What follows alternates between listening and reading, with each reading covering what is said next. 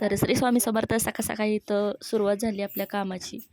पटपट कामं वगैरे आवरून घ्यावे म्हटलं. इथं गोटा वगैरे लोटायला घेतला.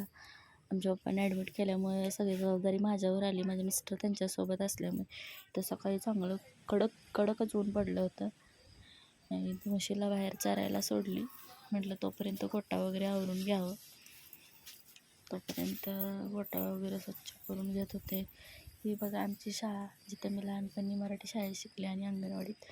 तर स्वच्छ असा गोटा लोटून घेतला. दिवसभर खट्ट वाळतो जेणेकरून संध्याकाळी आमच्या म्हशीला मच्छर वगैरे चावत नाहीत, त्याची काळजी घ्यावी लागते. आणि हे गावठाण आहे, जिथं आमची गुरं दिवसभर चरतात. बघा कसे सकाळ सकाळी नाश्ता करायला लागल्या.